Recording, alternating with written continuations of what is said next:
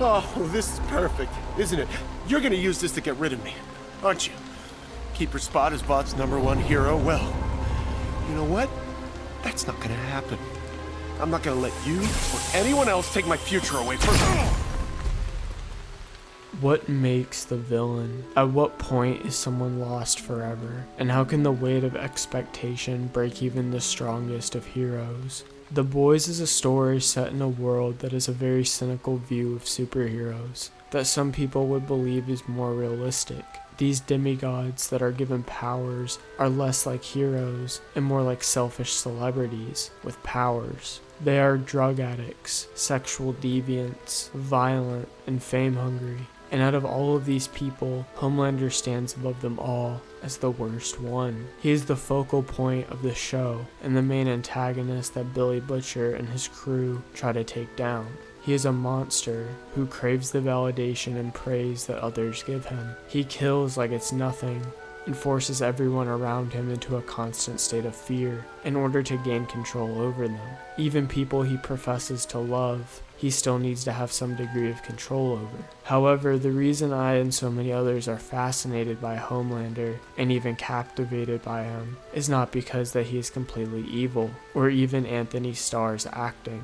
No, it's what he represents. Homelander represents what can happen to a person if they give in to their fear of loss. Because at Homelander's core, he is a person surrounded by fear. It is the fear of losing something significant that can motivate a person to take drastic measures to protect what they value most. And in this pursuit, they descend further and further into evil and madness. I want to analyze how the villain of Homelander was created, what decisions drove him down this path, and the breaking point, the moment when he chooses to go beyond the point of no return, and so he changes his world forever.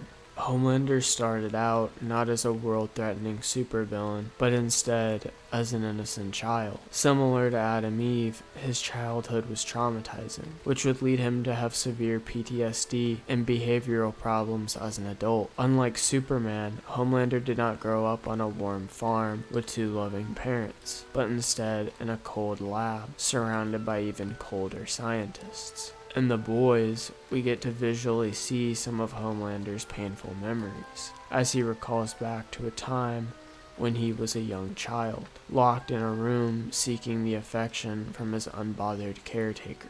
The people around him did not regard him as a human child, but instead as a piece of property, a thing whose feelings were meant to be disregarded, and the wider goal of creating the perfect superhero, the perfect weapon. He was constantly being experimented on and used as a lab rat, as every day a new device would be tested on him to see just how indestructible he was. Homelander was a confused and vulnerable child who was subjected to this for years. Imagine the mental damage that has been done to this child as every day he awaited more and more suffering. Remember, to this child, this was not just a bad experience, but his everyday reality, a situation he could not escape from. For his entire life, all he had known was the fear of what anguish the next day would bring, and to a child, this would have felt like an eternity. It is here where I believe Homelander's character and future motivations would begin to take shape.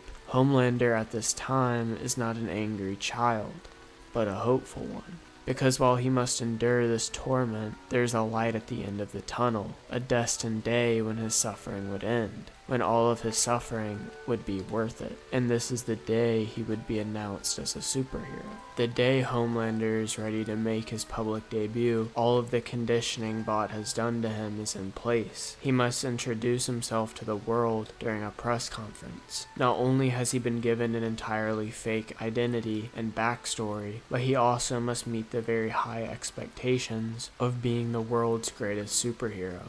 As Madeline Sitwell says during his unveiling, not since Soldier Boy has Vought been so excited to work with a new superhero of Homelander's caliber. Homelander gives his speech, however you can clearly see his discomfort in having to recall his altered past, when asked about it by a reporter in the crowd, and yet he still impresses both Sitwell and Mr. Edgar by selling the story he had been trained for. During this, Homelander gets his first dose of praise. This is the first time in Homelander's life when he can feel good about himself. To him, this is what his childhood pain and suffering has bought him. It is here in this moment that would leave a long-lasting imprint on his future mentality. Unfortunately, his time in the spotlight was cut short by Black Noir, taking the stage and stealing focus away from the young and naive Homelander. And yet it was only after Sitwell manipulated him into jealousy that he would start to grow anger towards Noir. Up until this point, Homelander was humble, much like Starlight when first joining the Seven.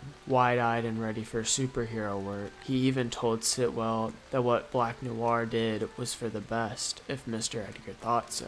Sitwell, despite this, needed Homelander to be her pawn, and was determined to train him into being someone who could be easily manipulated. During Homelander's debut conference, she noticed Homelander's joy at being praised and displeasure at being one-upped, and so used this against him. She used this to manipulate the naive Homelander by telling him that Noir's true purpose was to bring him in if he screws up. Homelander has just experienced what all his suffering and childhood terror had bought him, the life that he now could have, and Sitwell knew this. By telling him of what Noir's true job was, and that if he did not meet their incredibly high expectations, it could all be taken away, she kindled Homelander's biggest weakness, his fear. Homelander's biggest fear was the life that he had worked so hard to have would be taken away from him, and that all of the agony that he endured would be for nothing.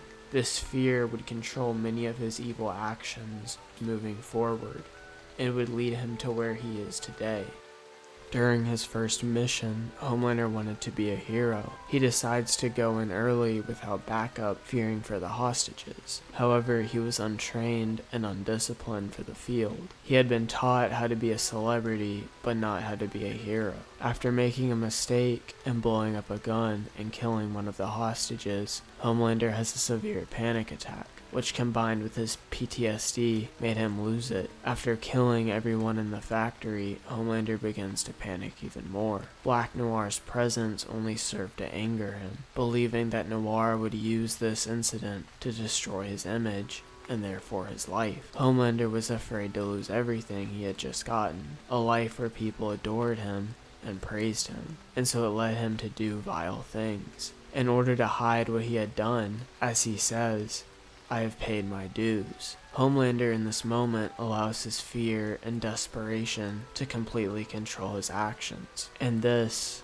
in my opinion, is his breaking point. The moment when he decides to stop being a hero and instead give in to evil. The bright-eyed young man who wanted to do good is gone. As one kill after another, he slowly loses his humanity. However, this situation is made even worse when Noir helps him cover it up. Homelander learns that he can get away with doing evil things as long as he keeps a good public image. Moving on from what we see in this episode, we're able to get a pretty good picture of what Homelander's life was past this point. After committing so many horrible crimes, Homelander gives into fear, and instead of repenting of what he has done and trying to do better, he instead decides to plunge deeper and deeper into evil actions, until we eventually see the person he becomes in The Boys.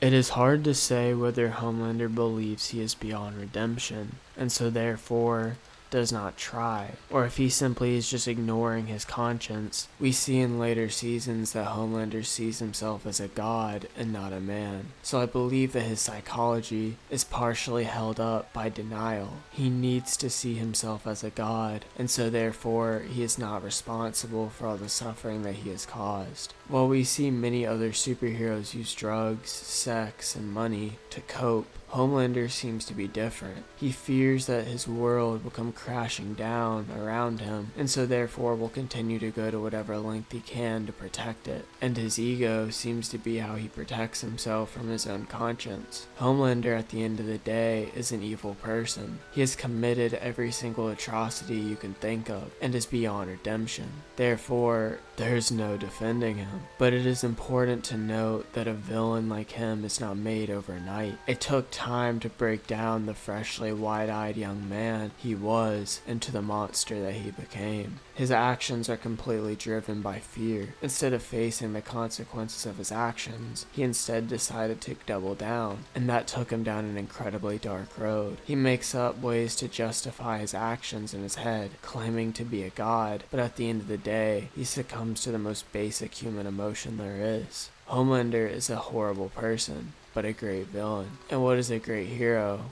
without a great villain? What is a great story without a great villain? That's all.